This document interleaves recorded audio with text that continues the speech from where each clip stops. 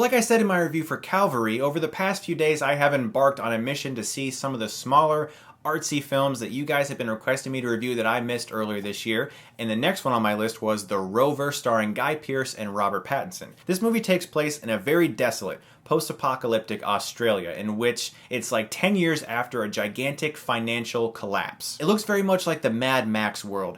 Very deserty, nothing's really happening, everyone looks dirty and disgusting, food is scarce, fuel is scarce, and Guy Pearce is sitting in his car in the beginning of this movie. He walks into a bar, he sits there, and someone steals his car while he's sitting in this bar. He then embarks on a journey to get his car back. That's what this movie's about. There isn't like a gigantic plot, it's a very simple film. Along the way he meets Robert Pattinson's character, who is fleeing from something that happened to him. He joins him on this journey and they embark together to try to find Guy Pearce's car. Sounds kind of dumb, right? It's not.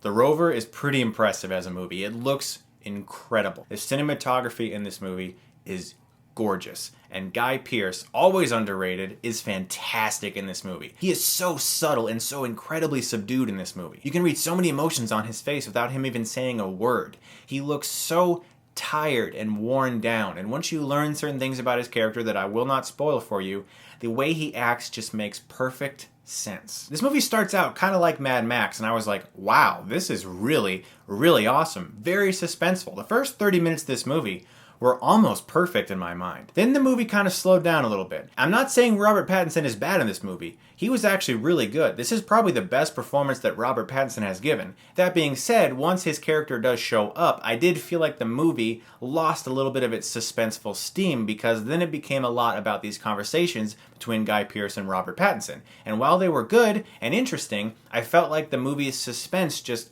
ended for a while, and then it started to pick up again towards the end. Also, there is a very out of place pop song in this movie. I mean, I get why it's there because I looked it up and I heard the director say why he put it in, but I'm sorry, I actually thought there was a mistake with the movie when I was watching, and I was like, why is this song here? It didn't make sense to me. I felt like it was completely out of place. One of the things I noticed a lot in this movie is these guys are covered in flies throughout a large majority of this movie, and these actors are being really professional. Like, they're just blinking, and like there are flies crawling on their noses and on their eyes and stuff, and they're not even swatting them away. I was like, guys, you need some spray or something. But like I said in my review for Frank, one of the things about this movie that made it consistently interesting for me were the characters, specifically Guy Pearce's character. He's such a loner. You don't really know anything about him, and you are just begging for information to figure out why he looks so freaking mad all the time. And like I said, once you do learn things about his character, it's like, oh my gosh, this just clicks. Everything makes sense. Now, I do my best to always maintain spoiler-free reviews, so I'm not going to spoil why he wants this car so bad. All I'll say is that once you learn why he wants the car so bad, I feel like it was actually a fantastic ending, and that it made a lot of sense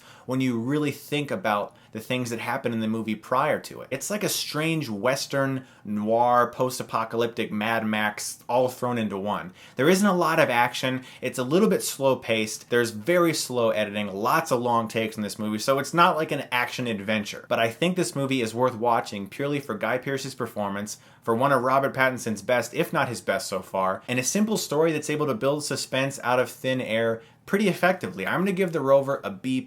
I did enjoy this movie. So guys, those are some of the art house films that you have been begging for me to see. I reviewed Calvary and Frank previous to this. I hope you guys do check out those reviews. As always, guys, thank you so much for watching, and if you like this, you can click right here and get Stuckmanized.